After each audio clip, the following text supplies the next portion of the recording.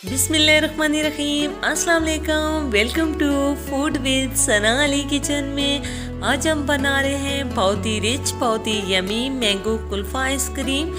ये बहुत ही रिच बनेगी और बहुत ही क्रीमी बनेगी। चलें जी बनाना शुरू करते हैं। सबसे पहले हमने एक कढ़ाई ले ली है। इसमें हमने 3 कप फुल फैट मिल्क ले लिया है। इसमें 200 ग्राम चीनी शामिल कर दी है। अच्छी तरह से मिक्स कर लेंगे और इसे बॉईल कर लेंगे। 2 चम्मच कस्टर्ड में 3 से 4 चम्मच हमने मिल्क शामिल कर दिया है। अच्छे से मिक्स कर लेना है ताकि इसमें कोई लम्स ना रहे। और कस्टर्ड पाउडर हमने इसमें शामिल कर दिया है दूध में। इसको हमने 3 से 4 मिनट तक कुक कर लिया है। अब हमने फ्रेश क्रीम इसमें शामिल कर देनी है 1 कप।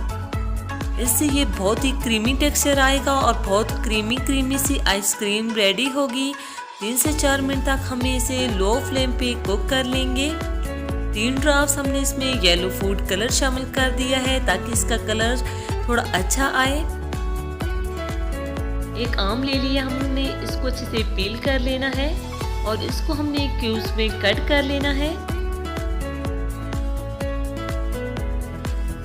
अब हमने इसकी प्यूरी रेडी कर लेनी है। एक स्मूथ सा जो है हम इसका पेस्ट रेडी करके साइड पे रख लेंगे। कस्टर्ड 3 घंटे तक हमने फ्रीज कर लिया है, अच्छे से रेडी हो चुका है। अब हमने इसको अच्छे से बीट कर लेना है।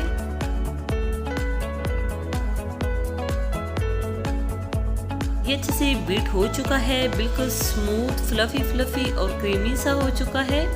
अब हम इसमें मैंगो प्यूरी शामिल कर देंगे और इसको अच्छे से मिक्स कर लेंगे। 2 मिनट तक हम इसे बीट कर लेंगे।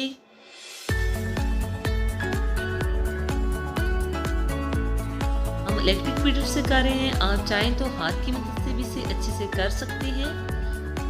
बिल्कुल स्मूथ सा पेस्ट रेडी हो चुका है। अब हम इसमें ड्राई फ्रूट शामिल कर देने हैं आधा कप। आप अपनी पसंद के मुताबिक कम या ज़्यादा जितना चाहें इसमें शामिल करें।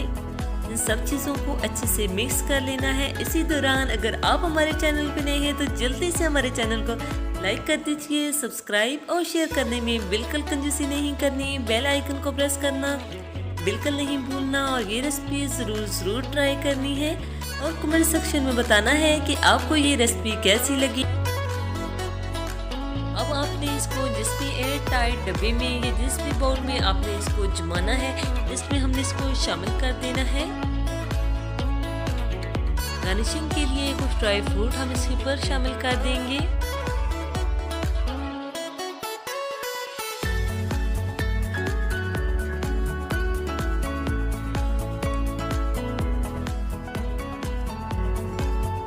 ओवरनाइट या 7 से 8 घंटे तक हमने इसे फ्रीज कर लेना है। अच्छे से फ्रीज हो चुका है। हमने ऊपर से इसको रिमूव कर देना है। थोड़ी देर हमने इसको पानी में रखा है और इजीली हमने इसको निकाल लिया है। कुछ ड्राई फ्रूट हम इसके ऊपर शामिल कर देंगे। आप देख सकते हैं इसका टेक्सचर कितना ही क्रीमी है। आपने ये रेसिपी ज़रूर एक दफ़ा ट्राई करनी है और कमेंट सेक्शन में मुझे बताना है कि आपको ये रेसिपी कैसी लगी। अब हम इसे कट कर लेंगे। ये देखिए कितनी इजीली ये कट हो रही है। ट्रस्ट मी, आप एक दफ़ा ट्राई करेंगे तो आप बार बनाना पसंद करेंगे। ओके जी, अपना ख्याल रखिएगा, अपने से ज़्यादा दूसरों का। अब मुलाकात होगी नेक्स्ट वीडियो में। अल्लाह हाफिज़।